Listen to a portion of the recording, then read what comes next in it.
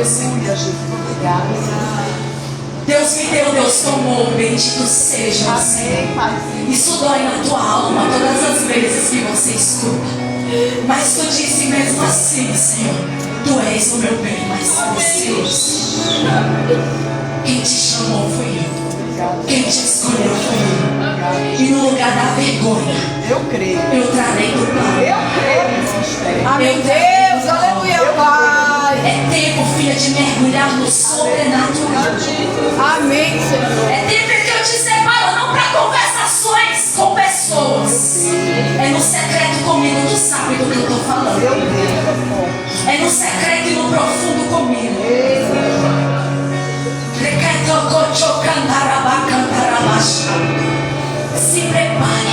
Se prepare, porque a honra ela não vai vir do homem, ela vai vir de mim. Aleluia. Então só se dispõe. Aleluia. Porque tu pode até ser reprovada da forma com que tu fala, mas eu te escolhi. Aleluia. Como escolhi, como escolhi, como escolhi a tantos outros, eu te escolhi. Receba. Aleluia. Adore, adore, adore, adore.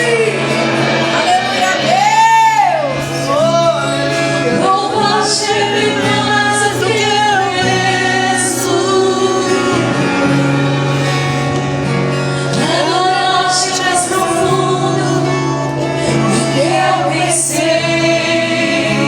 Serviste, Senhor. Serviste tudo que eu sei.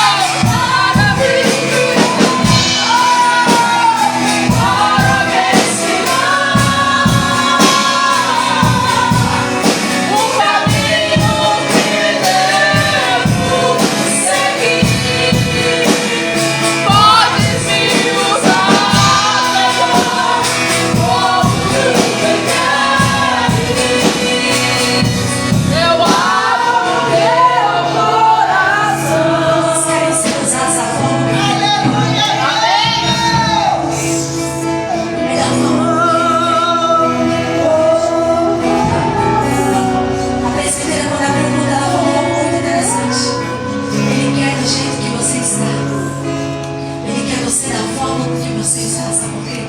Porque quem tira de nós é Ele. Nosso papel é só abrir a porta do nosso coração. Agora Ele se responsabiliza em curar. Ele se responsabiliza em tratar. Ele se responsabiliza em restaurar. Ele se responsabiliza em cuidar e amar você. Mas é só você dizer para Ele: eis-me aqui, Senhor. Você ouviu a batida na tua porta. Você abriu o teu coração. Agora deixa com Ele, que Ele sabe como fazer. Ele sabe como cuidar. Ele sabe como usar. Ele sabe como tratar. Ele sabe como curar. Deixa Ele entrar.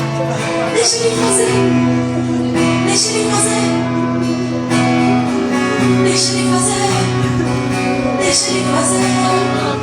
Deus muda sentenças, queridos. Deus muda sentenças. Deus muda sentenças. Lance o seu rosto à parede e comece a lembrar o Senhor. Às vezes é necessário nós lembrarmos o Senhor das promessas e de quem nós somos diante dEle, para Ele mudar uma sentença ao meu e ao teu respeito. Onde Ele levanta o profeta e diz: vai lá e anuncia, conserta a tua casa, que tu vai morrer. Não esperou nem o profeta chegar em casa. No meio do caminho, um choro, um pranto, uma conversa com Ele, uma lembrança de quem eu sou na presença dEle. Muda tudo uma oração. Ela muda toda e qualquer sentença, mesmo que Ele tenha dado. Porque Ele não rejeita um coração contrito e quebrantado. Ele não rejeita um coração contrito e quebrantado. Pode ter vindo a sentença: vai morrer. Deus manda te dizer que você vai morrer. Conserta a tua casa, que você vai morrer. Essa foi a sentença. Ele virou para a parede e começou a orar. Mas não foi qualquer oração. Não foi qualquer oração. Ele ouve o coração contrito e quebrantado. Volta lá, profeta, porque a sentença mudou. Diga que eu estou acrescentando anos. Diga que eu estou acrescentando anos, queridos. Olha só, essa passagem ela é muito forte, porque ela nos mostra ainda que Deus tem um decreto, ainda que Deus levanta um profeta para declarar algo a teu respeito. A oração ela muda toda e qualquer sentença. Volta lá e diz: quero, vou acrescentar. Me convenceu, me tocou. A oração chegou. Eu vou acrescentar, eu não vou matar não. Eu vou acrescentar.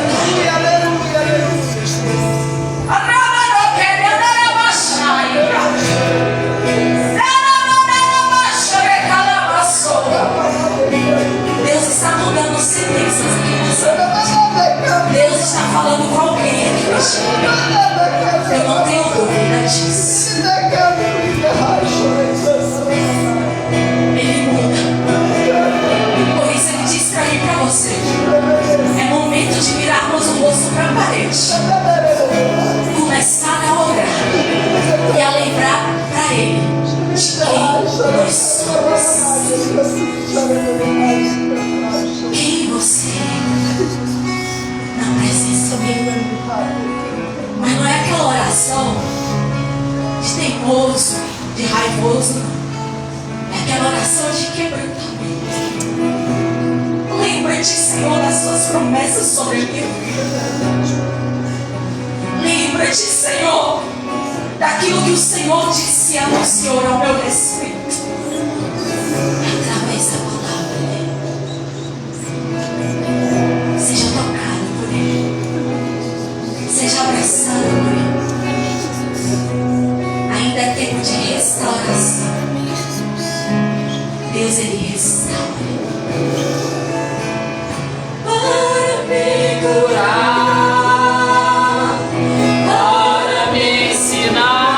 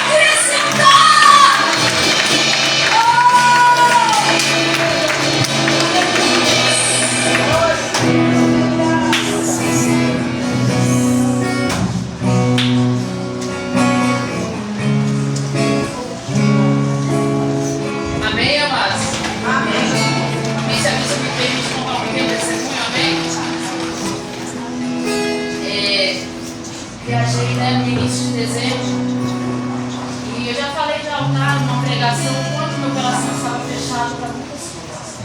Muitas e muitas coisas. Eu me vi como uma pedra dentro de mim, sem sair da igreja.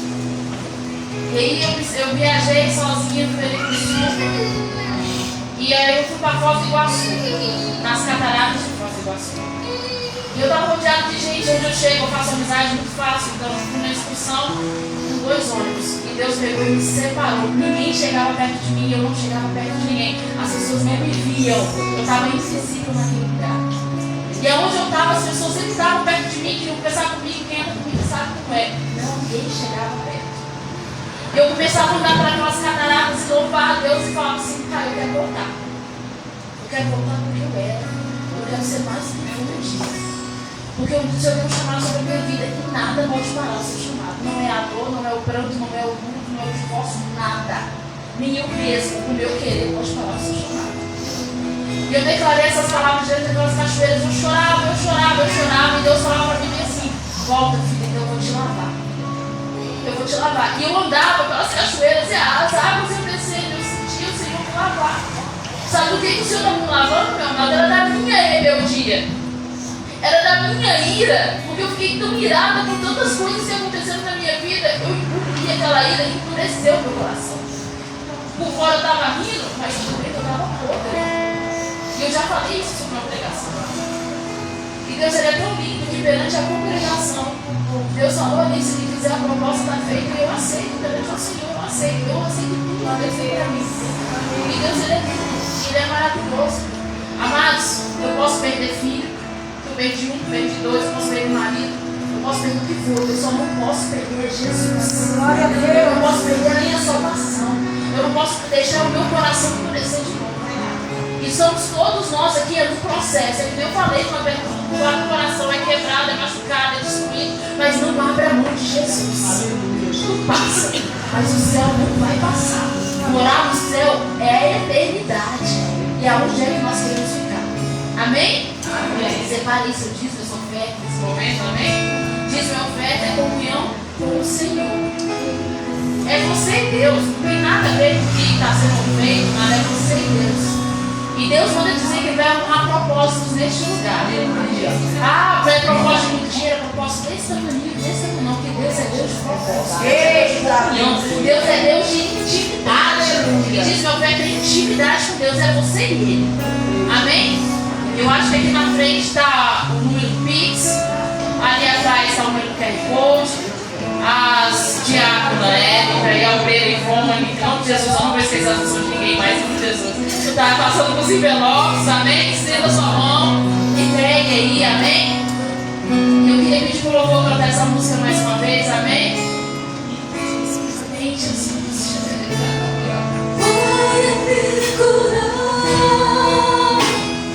Para me ensinar. Só uma oportunidade de vir aqui à frente, amém?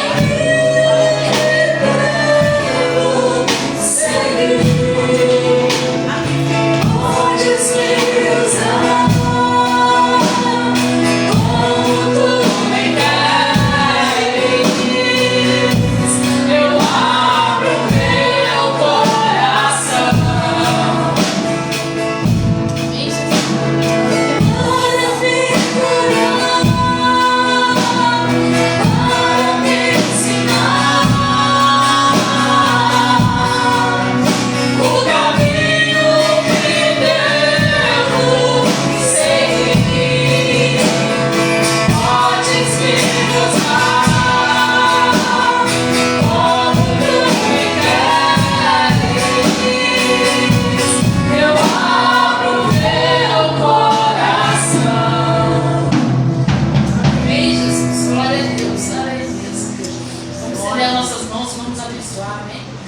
Deus amado, Senhor querido, eu abençoo primeiramente cada irmão, Senhor Jesus, cada um que veio à congregação, aqueles que não puderam vir, Senhor Jesus. Alcança cada um deles, ó Pai amado, multiplica as moedas do teu povo, Pai. Jesus, levanta a empresa, Deus amado, Senhor querido. Levanta, Jesus amado, Senhor querido, Senhor Jesus, abra portas de emprego, Senhor Jesus, de concurso público, Deus amado, de universidades. Coloca um povo que se chama do teu nome, Senhor Jesus amado, Senhor querido. Chega o teu Espírito Santo para fazer diferença em departamentos, em repartições, ó Pai amado, Senhor. querido. É o que eu te peço, nós abençoamos a igreja, Pai. Todo dízimo e oferta que chega como uma aroma suave às tuas narinas, Senhor. Obrigada, Senhor Jesus, porque essas portas estão abertas pela tua misericórdia, porque tu queres e tu tem um propósito nisso. Obrigada, Deus, que nunca venha faltar as moedas, Senhor Jesus, que nunca venha faltar nada. É o que eu te peço em nome de Jesus. Amém, amado? Quero chamar aqui a tia. Qual é a tia que vai ficar com as crianças hoje? Amém, é tia dele. Amados, vamos colocar as nossas mãos, amém?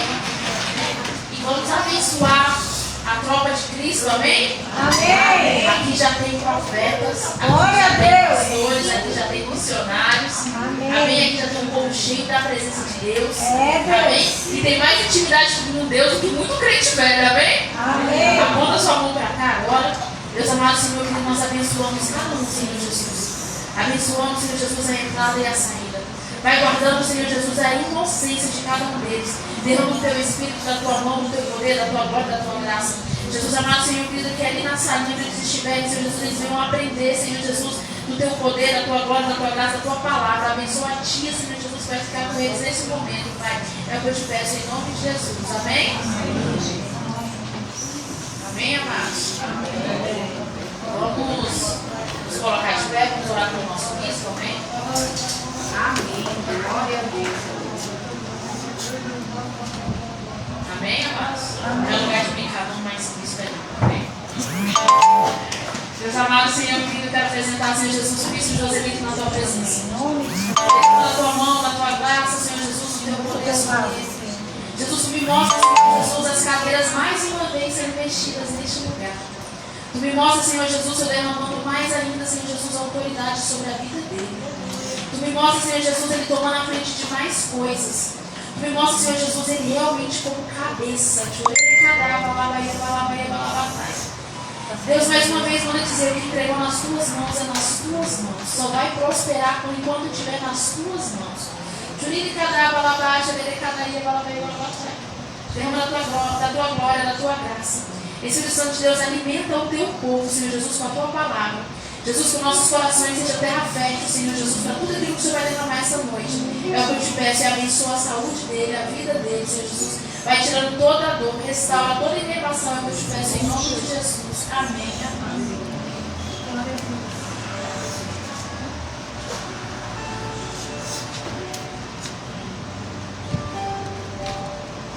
A graça. A graça e a paz. Amém. Amém? Amém. Abra suas Bíblias hoje, verdadeiramente em Ezequiel 18. Domingo passado, vocês abriram Ezequiel 18, era Jeremias 18, né? Amém? Amém. Então hoje nós vamos ficar no Ezequiel mesmo. Amém? Mas foi bênção, né? Foi ou não foi? Glória a Deus. Ezequiel 18, do verso 1 em diante. E veio a mim a palavra do Senhor dizendo: que tem de vós, vós que dizeis esta parábola acerca da terra de Israel, dizendo: os pais comeram uvas verdes e os dentes dos filhos se embotaram. Vivo eu, diz o Senhor Jeová, que nunca mais direis este provérbio em Israel. Amém? Amém. Senta glorificando. Mas será por que Ezequiel falava isso? Porque na palavra de Deus, em Êxodo, no capítulo 20, no verso 5, vai nos dizer o seguinte: não te curvarás diante delas, nem as servirás, porque eu sou o Senhor teu Deus. Sou um Deus ciumento, que visito a iniquidade dos pais sobre os filhos até a terceira e quarta geração daqueles que me aborrecem. Meu Deus. Amém? Mas isso foi mal interpretado. Isso foi interpretado de maneira diferente. E quando você abre ali também Lamentações, capítulo 5, verso 7, você vai ler: nossos pais pecaram e não mais existem, e nós carregamos as suas iniquidades. Amém, amados? Quantos de nós não ainda não carrega dentro da gente essa fala. É por causa do meu pai. É forte. É porque eu fui tratado assim. É porque meu pai fez isso. É porque meu pai fez aquilo. Não foi? Não é, amado? O que é que nós estamos querendo fazer com isso? O profeta Ezequiel, ele atuou nas primeiras décadas, certo? Do 6º século antes de Cristo. Então, 6 séculos antes, 600 anos antes de Cristo, esse profeta estava atuando aonde? Em Judá, né? Então as suas mensagens elas tratavam do pecado. Ela falava a respeito do pecado do povo de Judá. Amém? Amém. O que levou o castigo toda a nação. Pelas mãos de quem? Pelas mãos dos babilônios. Então o reino do norte foi levado pela Síria e dispersado, né? Dispersado por todas as terras, sem deixar que eles formassem mais um povo. Mas o povo de Judá, o povo do Reino do Sul, eles foram levados para a Babilônia. E não foi impedido, certo, deles viverem em comunidade, viverem juntos. Eles continuaram vivendo, mas no cativeiro da Babilônia. Amém? Então o próprio Ezequiel, né, ele estava entre esses hebreus que foram levados para o cativeiro da Babilônia. E os ensinamentos desses profetas, eles ajudam todos nós que buscamos o entendimento de Deus e entender as suas atitudes sobre o pecado do homem. Então Ezequiel, Jeremias, todos esses, certo, eles trazem ensinamentos para mim e para você, para que a gente venha entender os desígnios de Deus na nossa vida, certo? E quais são as nossas atitudes dentro do pecado, dentro daquilo que nós vivemos pecando. Então, no Antigo Testamento, certo, na Velha Aliança, o povo de Deus ele era tratado como uma unidade nacional. Ele era tratado como uma unidade nacional e a sua existência material e prosperidade eram frequentemente afetadas, certo, pelos pecados de uma minoria. Um pecou, o restante paga. Certo? Um pecou, o restante paga. Então o que podemos aqui é trazer uma comprovação para você dentro da própria palavra de Deus. Você vê ali na passagem de Josué. Josué, antes de entrar na terra, certo? Deus fala com Josué. No capítulo 6, versos 17 e 19, vai falar o seguinte: e a cidade será amaldiçoada diante do Senhor, ela e tudo que nela está. Só Raabe, a prostituta, viverá, ela e todos o que com ela estiver na sua casa, porque ela escondeu os mensageiros que enviamos. E vós, com toda sabedoria, guardai-vos das coisas amaldiçoadas, anátemas, certo? Para que não vos torneis malditos a vós, ao tomarem alguma coisa maldita, e ao fazerem com que o acampamento de Israel se torne maldito, e o perturbes. Mas toda a prata, o ouro e vasos de bronze e ferro são consagrados ao Senhor. Amém? Eles virão para o tesouro do Senhor. Amém?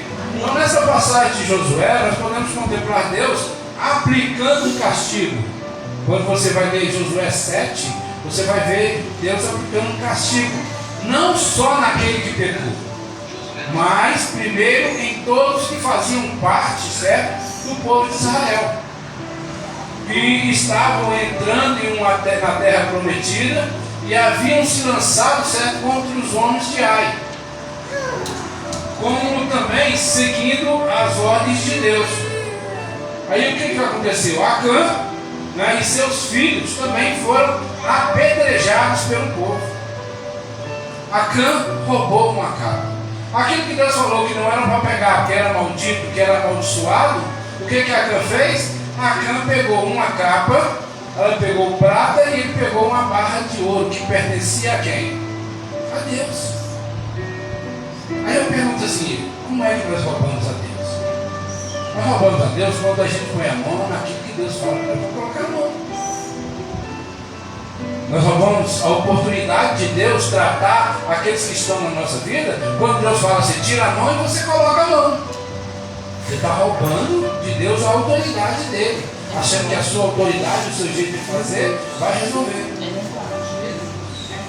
Então, conforme nós podemos ver aqui no Êxodo, capítulo 20, verso 5, o castigo foi sobre Acã, mas não só sobre Acã, ele foi sobre os seus filhos, que morreram apedrejados por ordem de Deus.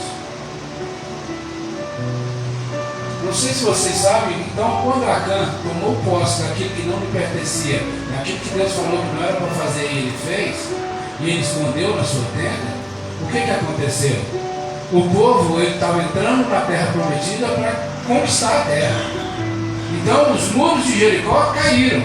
E aquela cidade, tudo que tinha nela era amaldiçoado. Tudo aquilo ali era para Deus. Então quer dizer, quando você entrava numa guerra, o que acontecia?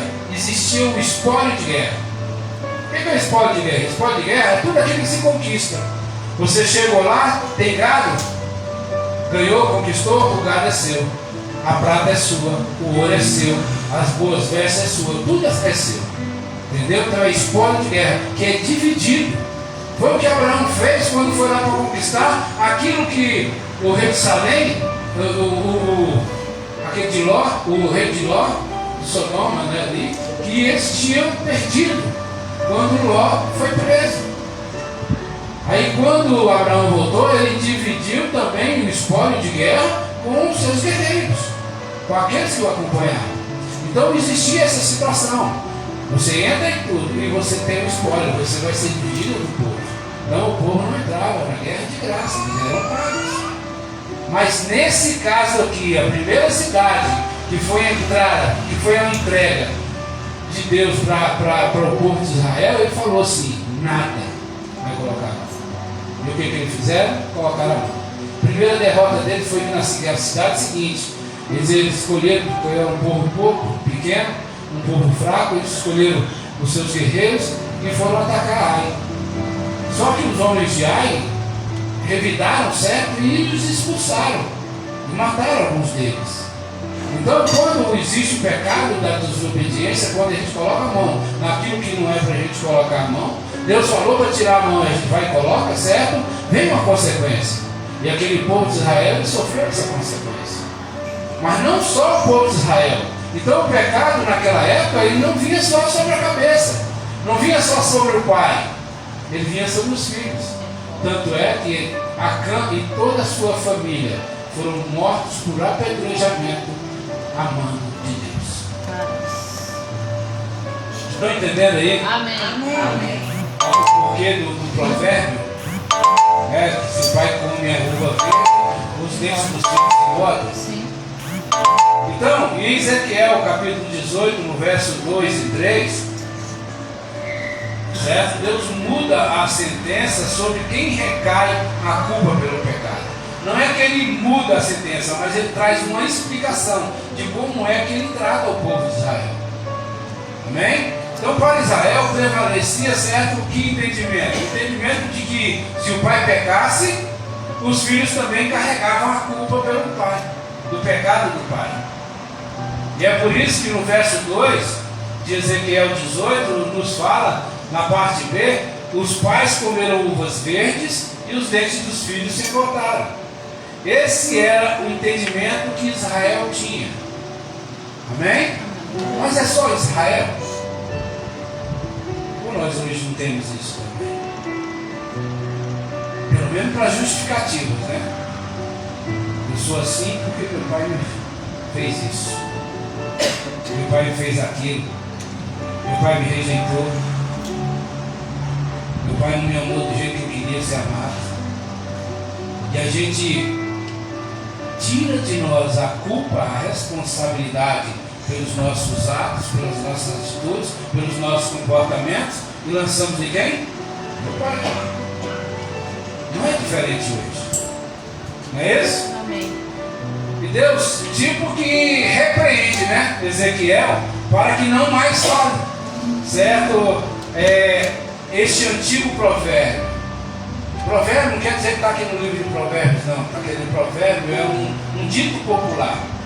É um dito popular, ok? E aí nós passamos a entender o que Ezequiel 18, ele nos fala sobre a responsabilidade pessoal, sobre a responsabilidade individual e da necessidade de quê? De arrependimento. A mensagem de Ezequiel 19 era uma mensagem simples, muito simples e direta. Não deixa margem para dúvidas. Amém? Ele nos fala que cada pessoa é responsável pelos seus próprios atos e que ninguém é punido pelos pecados dos outros. Aleluia. É isso que ele está falando. Então o povo de Judá, eles verdadeiramente, eles acreditavam que haviam sido punidos pelos pecados de seus ancestrais, mas não pelos seus próprios pecados. E o que isso gera dentro da gente quando a gente não traz a responsabilidade do pecado para a gente? Quando a gente transfere para outra pessoa, porque eu fui tratado desse jeito, eu vivi desse jeito, a pessoa me fez isso, eu sou assim por causa disso. O que a gente faz? A gente tira a nossa responsabilidade. A gente não precisa mudar. Quem tinha que ter mudado é o meu pai. Quem tinha que ter mudado é o meu ancestral. Não é verdade? Então Ezequiel agora, ele oferece uma interpretação dada por Deus para essa nova terra, porque o povo havia interpretado mal a antiga lei. Então Deus julga cada pessoa individualmente. Você tem dúvida quanto a isso? Não. Embora muitas vezes nós soframos os efeitos, né? Nós podemos até sofrer os efeitos do pecado cometido por aqueles que vieram antes de nós. Podemos sim sofrer as consequências. Não é verdade? Mas Deus não pune o pecado dos outros irmãos. Amém. Então cada pessoa ela é responsável perante Deus por suas ações. Algumas pessoas de Judá, elas não só, você vê aqui como é que era tão complexo isso aí, que algumas pessoas de Judá não só acreditavam que os filhos herdavam os pecados dos pais, mas eles também acreditavam que por causa de suas ancestrais justos, daqueles que eram bons, daqueles que construíram, certo? Eles também viveriam.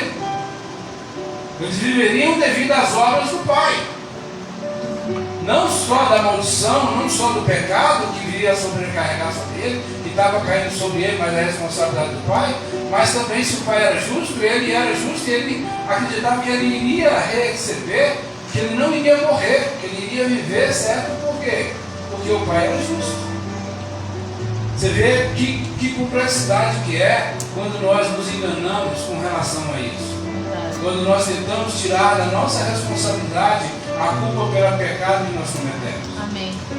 Então diz a eles que Deus diz a eles que não. Deus diz que eles eram os maus filhos de pais justos. Eles eram maus filhos de pais justos e como os tais morreriam. Amém? Não é porque o pai era justo, certo, que o filho iria viver. Não, ele ia ter que construir a sua história. Ele ia ter que construir a sua vida. Ele ia ter que desenvolver, certo, o seu chamado. E ele jamais poderia tirar a responsabilidade dele e passar para o outro. Não é isso? Mas ele fala aqui, certo, se o filho injusto, de pai justo, mas se ele se voltasse para Deus, ele ou ela viveria. Entendeu? Então vai muito do comportamento. É muito do comportamento. E tem pessoas que falam uma vez salvo, salvo para sempre. Engano. Engano. E Ezequiel 18 nos fala sobre isso. Ezequiel 18 vai derrubar essa tese, certo? De que uma vez salvo, salvo para sempre. Amém? E nesse contexto nós encontramos a incompreensão dessa passagem bíblica acerca da punição que se estende até a terceira ou quarta geração, conforme nós vimos em Êxodo 20, versículo 5, tem também no Êxodo 34, no verso 7, também em Deuteronômio capítulo 5, no verso 9 e 10. E aqui ele fala justamente de 3 gerações que aqui são mencionadas. 3 gerações são mencionadas nesse capítulo. Um homem justo, né? Que está aqui em Ezequiel 18:5, que vai falar aqui, sendo pois um homem justo e fazendo juízo e justiça, né? Não está falando aqui do homem justo, ele fala aqui do seu filho ladrão, que está aqui no verso 10, que fala assim: e se ele gerar um filho ladrão, derramador de sangue, que fizer a seu irmão qualquer destas coisas. Ele vai falar do filho ladrão e ele vai falar do filho arrependido do ladrão. Amém? No verso 14, ele vai falar: e eis que se eu gerar um filho que veja todos os pecados que o seu pai fez, e vendo-os não cometer coisas semelhantes. Ele vai falar das 3 gerações. Então esse Ezequiel 18, ele vem trazer um conceito, uma interpretação, certo? Do que é Êxodo capítulo 20, verso 5. A fim de quê? A fim de demonstrar que cada um de nós é responsável pela própria vida. Amém. Amém, amados? Aleluia. Então, desse modo, prestará contas perante Deus e seus julgados segundo as próprias obras. Mas veja também o que Deus nos fala nesta noite, por intermédio da palavra, como fala em Ezequiel, no capítulo 33, no verso 12 ao 20. Eu vou ler para vocês. É na King James. Portanto, tu, filho do homem, dize ao filho de teu povo: a justiça do justo não o livrará no dia de sua transgressão, quanto à perversidade do perverso. Não cairá assim no dia em que se desviar da sua perversidade, nem o justo será capaz de viver pela sua justiça no dia em que ele pecar. Amém? Se você foi justo um dia, você acha que esse dia que você foi justo vai justificar os seus pecados posteriores? Não. Amém? Amém. 13. Quando eu disser ao justo que ele certamente viverá, se ele confiar na sua própria justiça e cometer iniquidade, todas as suas justiças não serão lembradas, mas por sua iniquidade que ele cometeu, morrerá por ela. Uma vez salvo, salva para sempre? Amém?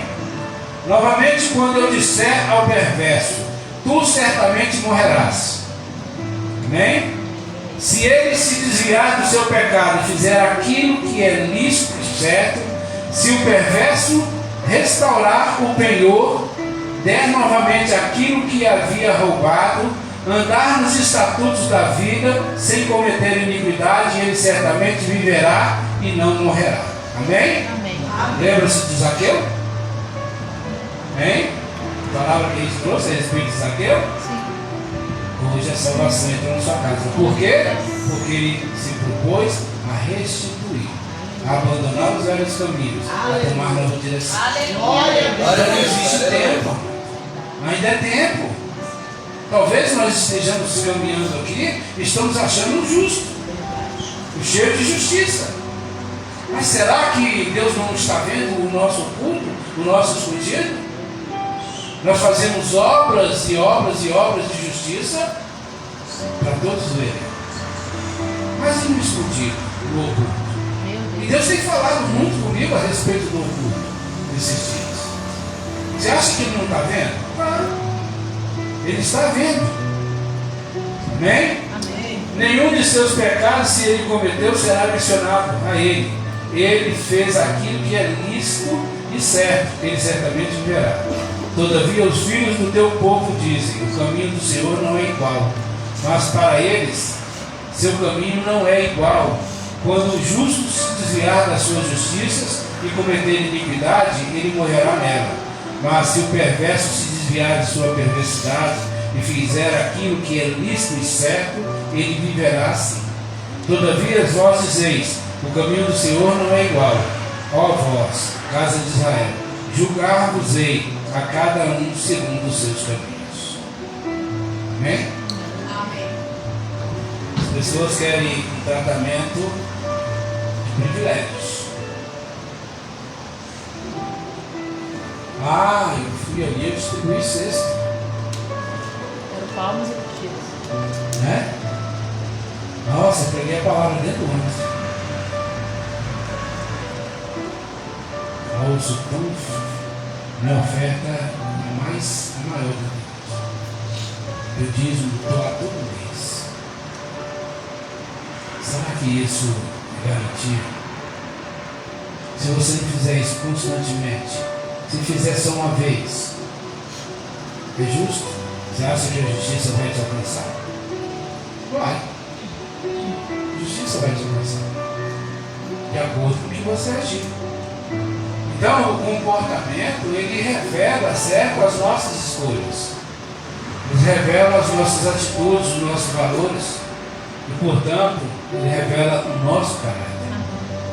Então, o objetivo de Ezequiel naqueles dias era o quê? O arrependimento. Amém? E hoje o objetivo dessa palavra não é outro. É arrependimento. Aleluia. É tempo. É tempo de a gente analisarmos tudo aquilo que nós estamos vivendo, tudo aquilo que nós estamos fazendo. Nós precisamos fazer uma análise hoje, não é amanhã. Não é deixar para amanhã. Amanhã não nos pertence. Meu Deus. A oportunidade de mudança é agora. Aleluia. E a mudança ela tem que acontecer primeiro aonde? Na mente. Desse jeito. Por isso que Paulo fala que a boa, perfeita e agradável vontade de Deus, você vai experimentar ela, sabe quando? Quando houver uma transformação na tua vida. É forte, Deus. Graças a Deus. Pode começar agora. Aleluia, Deus. Pode começar agora. O amanhã te pertence? Não me pertence, não te pertence. Amém? Então naquela época o propósito de Ezequiel ele foi frustrado pela maneira como esse juízo eles foram interpretados. Estava arraigado no coração daquele povo, certo? Transferir a culpa dos pais e se escorar, certo, nas obras que outros fizeram. Mas hoje, aqui, agora, isso não pode ser aceito. O objetivo, o propósito dessa palavra, ela é arrependimento. E eu creio em nome de Jesus Cristo, o nosso Senhor e Salvador, de que você que está nos ouvindo hoje se arrependa dos seus maus caminhos. Que venhamos todos nós nos arrepender dos nossos maus caminhos. Aleluia, Jesus. Agora você sabe quais são os maus caminhos que você está trilhando? Eu sei quais são os maus caminhos que eu estou trilhando. Se há dúvida em nosso coração, nós temos aquele que Deus, que Jesus, antes de subir, ele falou. Antes dele acender as luzes, ele falou: enviarei o Consolador. Consolador não é aquele que se consola só, não. É aquele que te sustenta, é aquele que te direciona, é aquele que te ensina, é aquele que te inspira, Aleluia. é aquele que responde às suas orações. Aleluia. Aleluia. Você está entendendo? Você tem o Espírito Santo de Deus. Meu Deus. Não é preciso que ninguém venha falar para você: ó, você está errado nisso, não. Não, você mesmo pode buscar essa resposta. E buscar em quem? No Espírito Santo de Deus. Ele vai te responder. Ele vai te responder. As pessoas, elas se consideravam filhos inocentes, certo? Que sofriam pelas iniquidades dos pais. E que, consequentemente, certo, o arrependimento era desnecessário. O arrependimento era inútil. E por isso eles não estavam inclinados, certo, a reconhecer a culpa pessoal e a responsabilidade individual. E esse era o grande problema que tinha quem? Ezequiel. Ezequiel não conseguia alcançar o coração do povo porque já estava arraigado esse entendimento. Mas que hoje aqui, se existe esse entendimento no teu coração, que você coloque por terra. Hoje é dia do basta. Aleluia. Você está me entendendo? Amém. Hein? Hoje é dia de parar de lançar a culpa na sua paternidade. Meu pai fez isso. Ah, meu Deus. Meu pai fez aquilo. Hoje é o dia do já deu. Amém. Aleluia. Ô, glória. Glória a Deus. Chega, basta. Graças a Deus. Hoje é dia do chega de mimimi. Ô, glória a Deus. Aleluia. Chega de mimimi. Aleluia. É, ué. Chega de arranjar desculpa. Meu Deus. O que você é? Você é produto de você mesmo. Desse jeito. Você não é produto do meio. Deus te dá a oportunidade de mudança e de transformação. As uvas verdes que os pais comeram, certo, representam os seus próprios pecados. O fato de os dentes dos filhos se engordarem representa o sofrimento, certo, que os judeus achavam que viera sobre eles em consequência do pecado dos pais. Então, os contemporâneos de Ezequiel insistiam que estavam sofrendo por culpa de seus pais. No verso 4 de Ezequiel 18, o trato de Deus com cada ser humano é sem preconceito e parcialidade. O tratamento de Deus comigo, com você, ele não tem preconceito. Ele não é parcial. Aleluia. A lei dele está estabelecida, os princípios dele estão estabelecidos. Aleluia. Os objetivos deles estão estabelecidos. E Aleluia. eles não mudam, porque Graças por a causa Deus. de mim e causa de você. Porque eu não aceito, porque eu não acredito, porque eu acho isso, porque eu acho aquilo. Não muda. O desejo de Deus é o quê? Salvar a todos. Amém? E o castigo ele é aplicado quando é necessário. Quando é necessário. Nós aqui muitas vezes não sabemos aplicar o castigo, porque não conhecemos o coração, o que estava por trás das intenções. Mas Deus conhece. Quando nesse verso fala que a alma que pecar, essa morrerá, pode até parecer que ele, o profeta, estivesse falando primariamente, certo, dos juízos prestes a cair, né? Mas observe que suas palavras têm aplicação muito mais ampla. As suas palavras, elas dizem respeito igualmente à segunda morte, né? Irrevogável, definitivo. Apocalipse 20, 14 vai nos falar o seguinte: e a morte e o inferno foram lançados no lago de fogo. Esta é a segunda morte. Mateus capítulo 10, 28. E não tem mais os que matam o corpo, mas não podem matar a alma. Temei antes aquele que pode destruir tanto a alma como o corpo no inferno. Amém? Quando Ezequiel no verso 6 diz: não comendo carne sacrificada nos altos. Ele está falando aqui do homem justo, certo? Sendo, pois, o homem justo, fazendo justiça, não comendo sobre os montes altos, certo? Carne sacrificada, ele fala comendo carne sacrificada nos altos. Aqui é uma lembrete de que Deus condenou a participação das festividades pagãs. Nem levantando os olhos para os ídolos na casa de Israel. Quando ele fala levantar os olhos, ele está falando o seguinte: podemos ver que Deus condena certa idolatria. E olha que ele não condena só a idolatria, mas ele condena até mesmo o desejo de participar da idolatria. Nem contaminando a mulher no seu próximo, isso chegando a mulher na sua separação. Nem contaminando a mulher do seu próximo. Conforme nós podemos constatar, em Êxodo 20, 14, ele vai falar o seguinte: não cometerás adultério. E Levítico 20, 10 vai falar o seguinte: e o homem que cometer adultério com a esposa de outro homem, até aquele que comete adultério com a esposa do seu próximo, o adúltero e a adúltera, certamente serão postos à morte. Amém? Então, por que quando for apresentar Maria Madalena para Cristo, só apresentou a mulher? Cadê o homem, né? Hein? Por que foi só a mulher? Se a morte vem sobre os dois. E a morte é por apedrejamento. E por que Mateus 19,9 vai falar lá que só haverá o cometimento de adultério se a separação for por razões do sexo ilícito? Se a lei, na época de Cristo, enquanto termina os 4, antes de terminar os 4 evangelhos, certo? Cristo não tinha morrido. Então, o Novo Testamento ele começou a vigorar a partir da morte de Cristo. Porque o Testamento, só quem dá, tem quem morreu. Certo? Então, ele estava vivendo debaixo de qual? Do Novo Testamento ou do Velho Testamento? Do Velho Testamento. Por causa da dureza do coração. O que Moisés deu carta? Por causa da dureza do coração. Mas aí, quando a gente vai buscar lá, certo? Eu falei: isso não é os dois que iam morrer se fosse pego adultério? Tivemos dois que morrer. Agora eu pergunto para você: viúvo precisa divorciar? Amém? Pensa nisso. Amém? Contamos na mulher do seu próximo. Nem se chegando a mulher na sua separação. Então a mulher tem um ciclo pensar.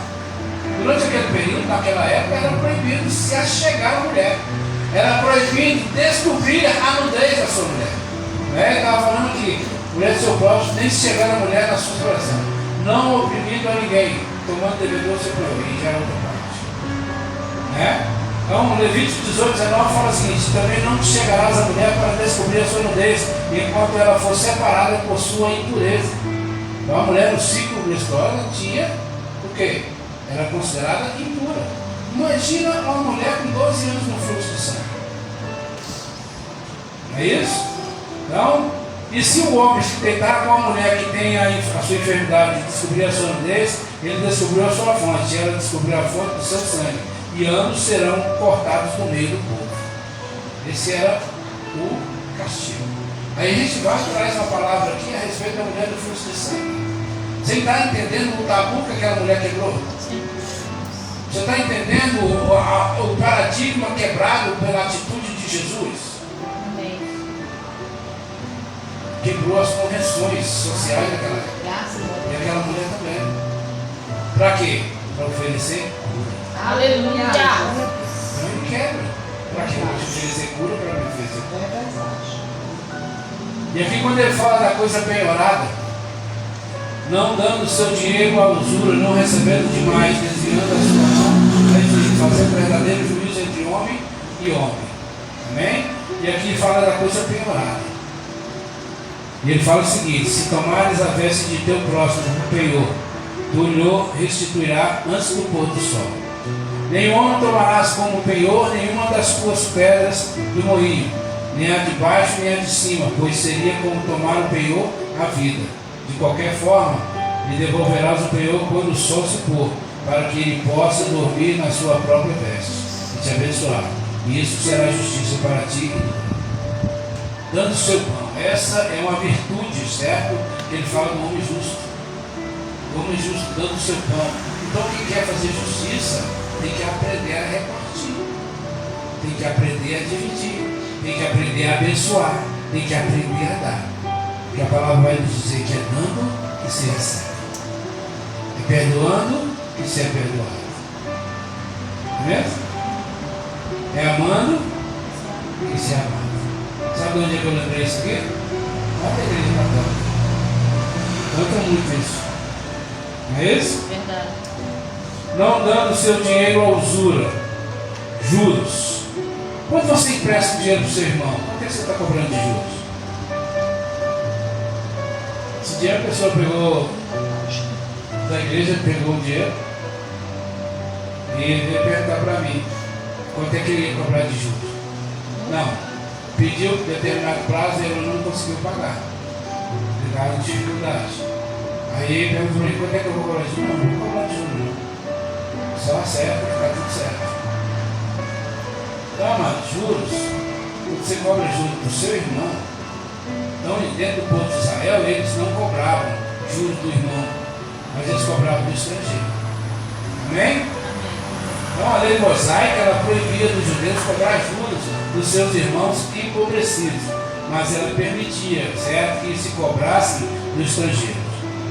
E no verso 9, quando ele fala: andando nos meus estatutos e guardando os meus juízos para proceder segundo a verdade, o tal justo certamente viverá. E diz o Senhor Jeová: certamente viverá. Ezequiel, sem dúvida, ele pretendia que essas palavras elas se aplicassem primeiramente, certo, à prosperidade temporal, mas elas se aplicam igualmente à vida futura e imortal. A vida eterna ela é recebida quando a pessoa aceita a Cristo. Amém? Amém, amados? Então, quando você aceita Cristo, a vida eterna ela é acreditada na tua conta lá no céu. Certo? É ali onde você tem que guardar os seus tesouros, certo? Onde a graça não corrói. Tem um banco lá, sabia? Esse jeito, Jesus. Meu Deus. É ali que você está depositando. Forte. Ali que você está tendo crédito. Meu Deus. Chama-se livro da vida. Amém. Obrigada, Jesus. Meu Deus. Né? Quem crê em mim tem a minha tem a vida eterna. Quem crê em mim. João fala isso, 1 João também. Então Cristo ele tornou-se uma mesma carne conosco, a fim de podermos nos tornar um espírito com Ele. E em virtude dessa união que havemos de ressurgir do sepulcro, não somente como manifestação do poder de Cristo, mas porque mediante a fé, a minha vida e a sua vida e a vida de Cristo se tornou a nossa vida. E se Ele gerar, aí vem aqui mais na frente, no verso 10. E se Ele gerar um filho ladrão, derramador de sangue, que fizer o seu irmão qualquer uma dessas coisas. Então, no verso 10 ao 13, ele descreve o caso de um filho que em vez de seguir o bom exemplo de seu piedoso pai, ele adota uma conduta diretamente oposta. Abandona a virtude e passa a cometer crimes. Então é isso que ele está falando aqui. Porque o pai foi bom, então eu vou herdar a bondade dele? Não. Você vai herdar aquilo que você semear. Você vai colher o que você semear. Amém? No verso 14, não cometer coisas semelhantes. Verso 14 a 18 descreve o caso de um filho. Deixa eu ler aqui para 14 a 18. E eis que se ele gerar um filho que veja todos os pecados que seu pai fez e vendo-os não cometer coisas semelhantes. Ele vai falar a mesma coisa, não comer coisas sobre o monte, pudim, mesma coisa, certo? Descreve o caso de um filho que, chocado com os pecados do pai, ele é influenciado a evitar a maldade que aquele homem praticava. Amém? Isso aconteceu na minha família. Certo? Meu pai era um homem violento. Ele agrediu minha mãe fisicamente. E todos os filhos tiveram ódio disso. Mas não carregaram isso para as suas vidas.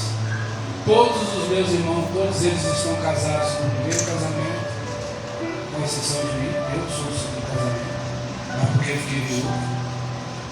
Certo? Mas nenhum separou da mulher e nenhum deles agrediu fisicamente as suas filhas. Já algum dia não tem para você? 34 anos nós fizemos um. Ô, glória! Fica precisando. Não é porque meu pai foi violento que eu tenho que ser. Não é porque meu pai não respeitava que eu tenho que desrespeitar. Meu Deus. Afinal de contas, eu escolhi ela para estar caminhando comigo. Amém. Meu Deus. Foi eu que escolhi. Acredita nisso? Amém. Eu não. Eu não sei escolher. Foi Jeová. Não sabe perguntar. Eu não sei escolher, foi Jeová que escolheu. Agora Deus me dá um presente, eu vou rejeitar. Meu Amém. Deus me dá uma coisa, eu vou tratar mal. Jesus. Vem?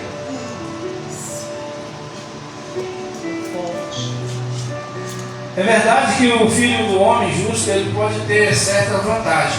É ou não é? Pode ter certa vantagem porque ele teve exemplo. E o filho de um pai ímpio ele tem certas desvantagens. No que diz respeito à formação do caráter. Pode ter sim, mas a responsabilidade da pessoa ela é diretamente proporcional aos privilégios. No Lucas capítulo 12, verso 48 vai falar, mas o que Anão sabia e fez coisas dignas de ações, será castigado com poucos ações. Porque a quem quer que muito for dado, muito será requerido dele. E para o homem que muito foi confiado, muito mais se exigirá dele. Amém? Amém. Amém, amados? Aleluia, Jesus. E ali a gente vai falar assim, você tem recebido muito de Deus? Só quando você não reconhece o que Deus faz por você, é que você vai falar que não. Né? No verso 21, se o perverso se converter. Imagina aí, amados. Aqui nós estamos não na igreja, estamos aqui no tribunal. Amém?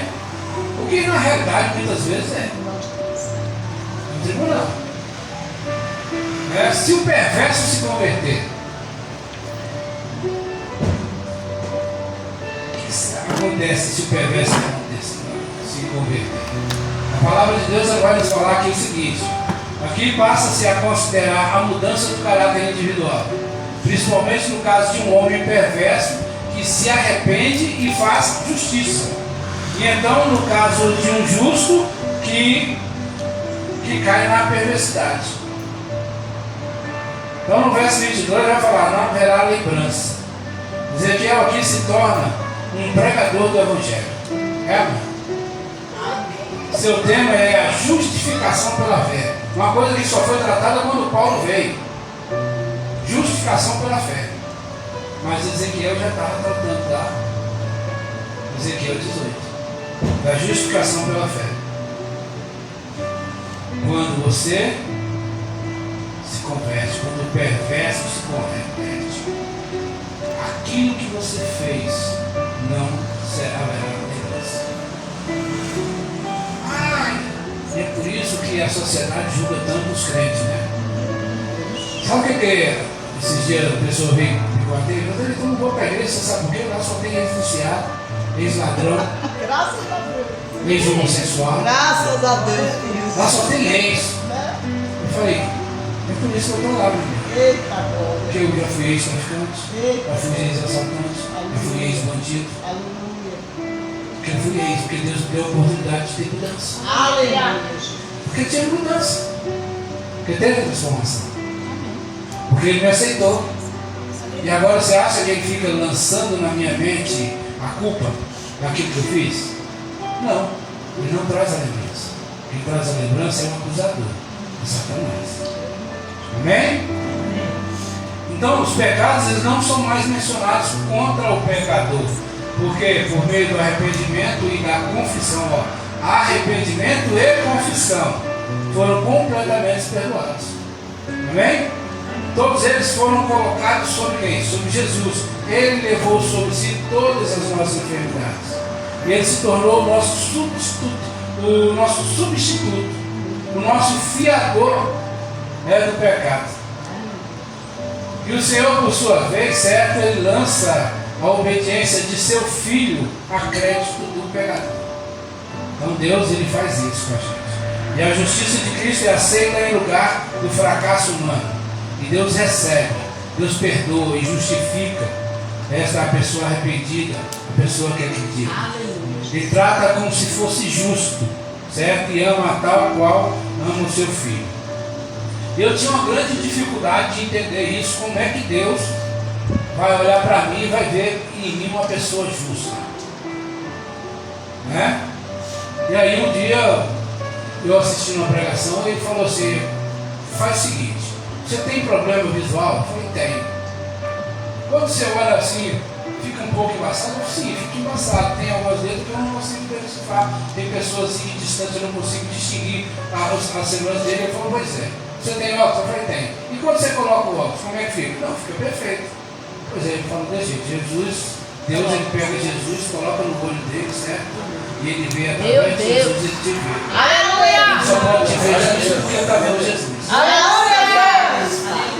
Você está entendendo? Glória a Deus. Então, quando Deus olha para você, ele não olha para você, ele olha pelo sacrifício que ele aceitou. Glória a Deus. Qual é o sacrifício que ele aceitou lá? Quando está no verso 23, ele vai falar bem aqui assim: desejaria eu de qualquer maneira a morte do ímpio, diz o Senhor Jeová. Não desejo antes que se converta dos seus caminhos e viva. Tenho eu prazer. E aqui devemos dar uma olhada também no que diz 1 Timóteo capítulo 2, versos 3 e 4. Porque isso é bom e aceitável aos olhos de Deus, nosso Salvador, que quer que todos os homens se salvem e venham ao conhecimento da verdade. Segundo Pedro, capítulo 3, 9, vai falar o seguinte: o Senhor não é tardio a respeito de sua promessa, ainda que alguns homens a tenham por tardia, mas é longânimo para conosco, não querendo que nenhum se perca, senão que todos cheguem ao arrependimento. Amém? O que Deus quer de mim e de você? Arrependimento. O que João Batista fez quando veio para preparar o caminho?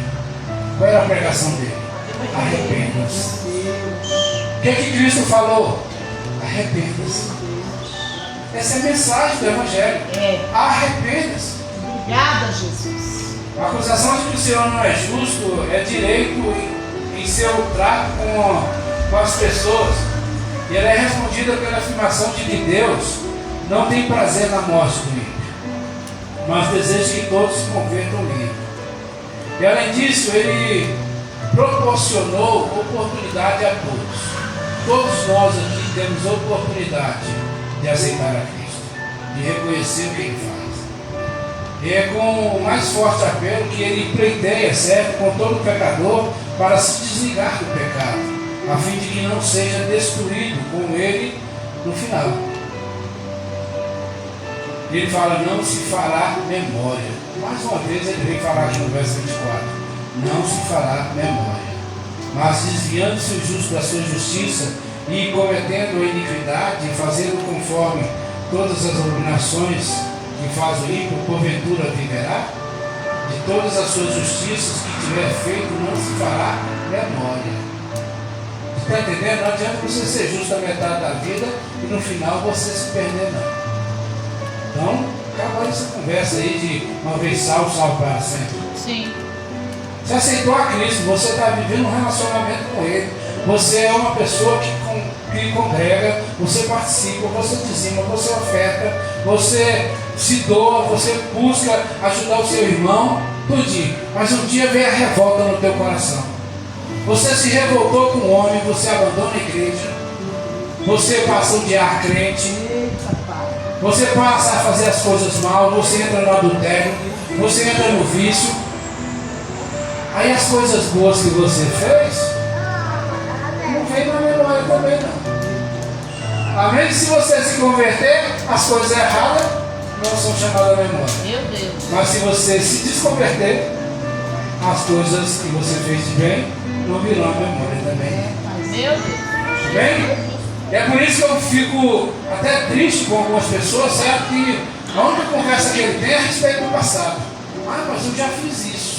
Ah, mas eu já fiz aquilo. Ah, naquela época eu empunhei a mão, uma pessoa trabalhava. E aí? E hoje? O que você está fazendo hoje? Por que parou? Por que deixou de dar continuidade? Jesus. É forte.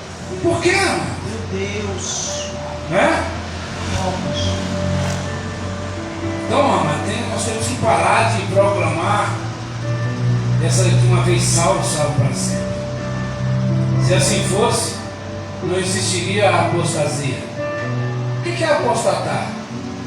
Apostatar é você ter fé em uma coisa e daqui a pouco você deixar de acreditar naquilo ali. Isso é apostatar da fé.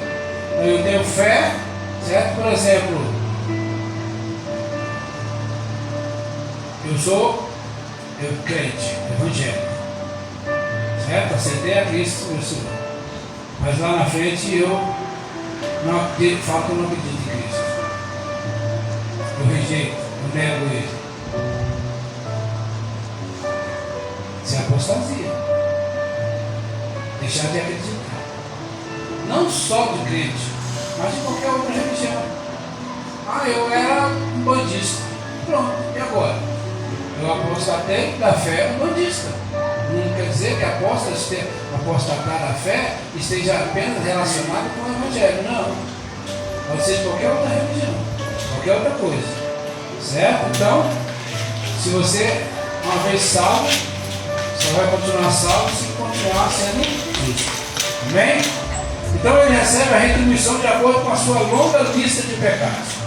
Não somente são computados os pecados dos quais ele não se arrependeu, mas também aqueles para os quais ele havia recebido perdão.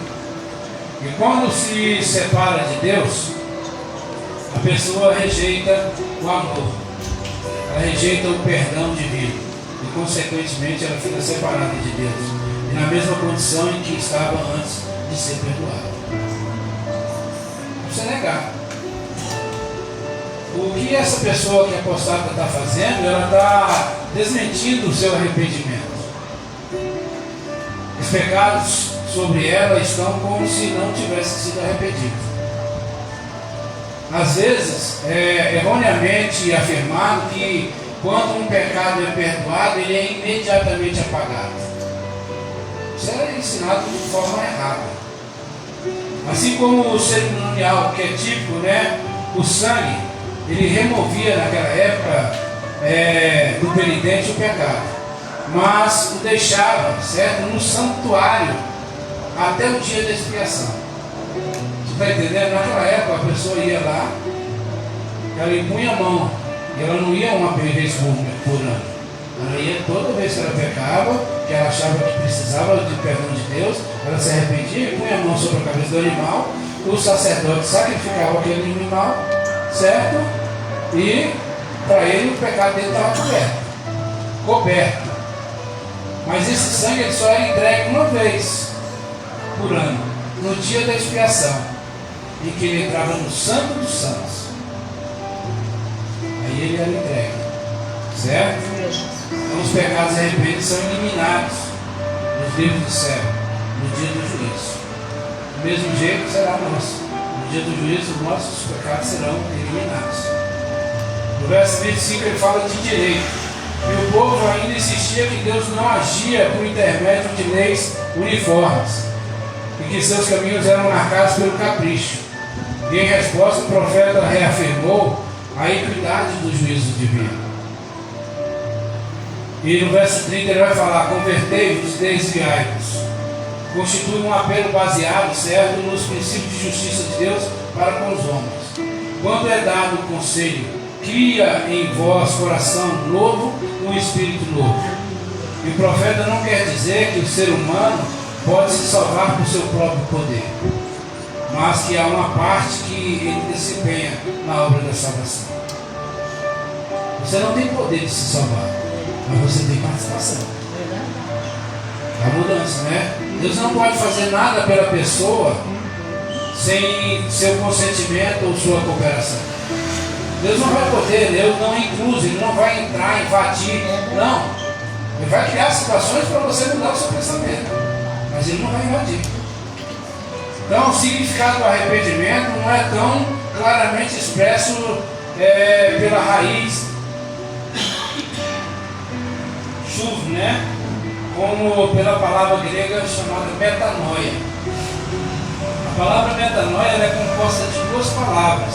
A primeira, que é meta, que significa depois, e a segunda é nous, que significa mente. Então o significado resultante é ter depois uma mente diferente. Metanoia é modificar a sua mente. Então o pecado ele tem essa sede aonde? Na minha mente. Amém? Amém. Não é a sua mente? Pecado. Então a pessoa ela precisa decidir praticar os atos, o ato pecaminoso antes de a paixão dominar a razão. Então você tem o poder de não aceitar cometer o pecado. Então a raiz do pecado, certo, ela tem uma inclinação mental que faz com que o ser humano escolha o mau caminho. Então a solução para o problema é corrigir a disposição básica. Isso que o arrependimento tem o objetivo de realizar. O arrependimento ele tem por objetivo fazer isso aí. E é preciso que ocorra o quê? Primeiro a mudança de pensamento. E é completamente impossível que o indivíduo por si mesmo ele realize essa transformação. Mas quando ele escolhe fazer a mudança em sua grande necessidade, ele clama quem? A Deus. As faculdades da mente elas são imbuídas no poder divino. A propensão da mente aí ela é corrigida. Então o verdadeiro arrependimento ele é uma função da mente. Inclui um exame completo da situação para descobrir que fatores nos levaram certo à queda. E também um estudo quanto a como erros semelhantes podem ser evitados no futuro. Tem pessoas que vivem errando e querem resultado diferente.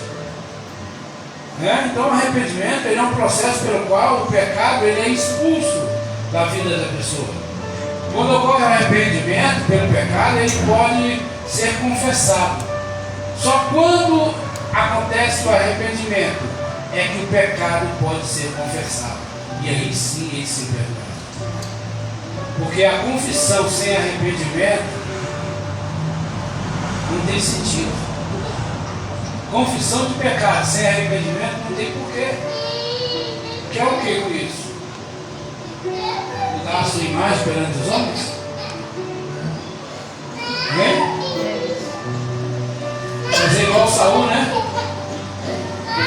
Quando Isaías confrontou ele.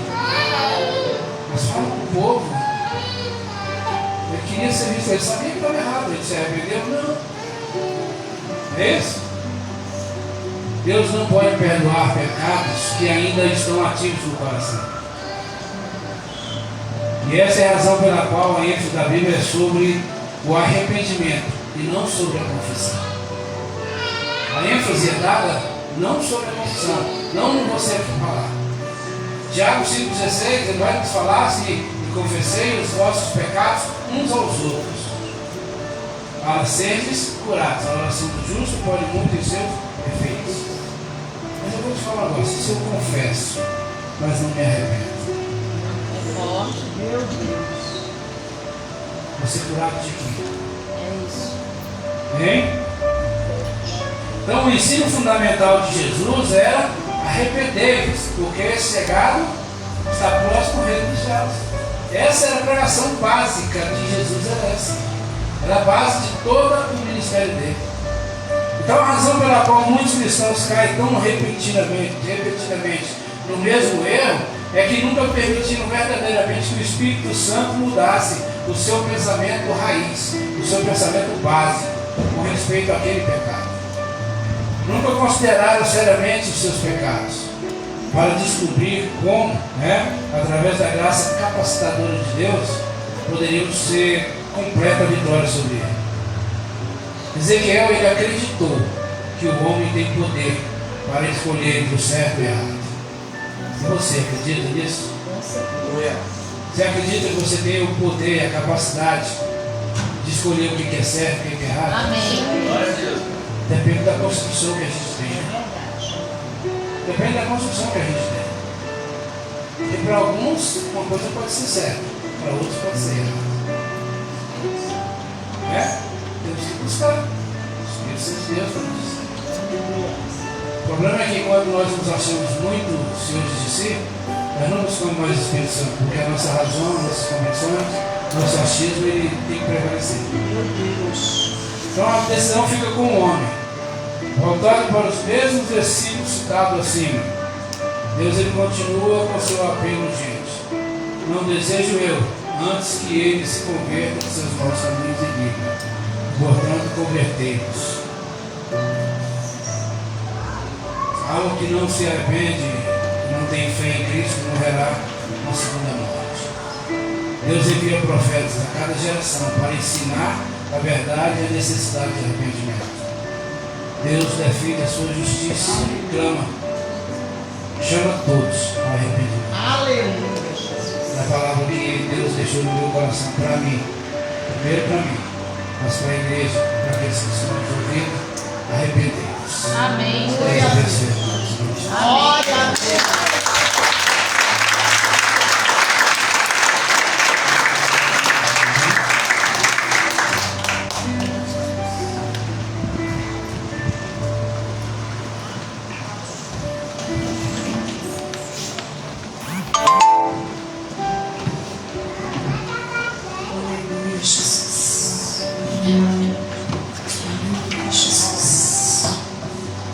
E é fácil, queridos, nos arrependermos, olhar para dentro de nós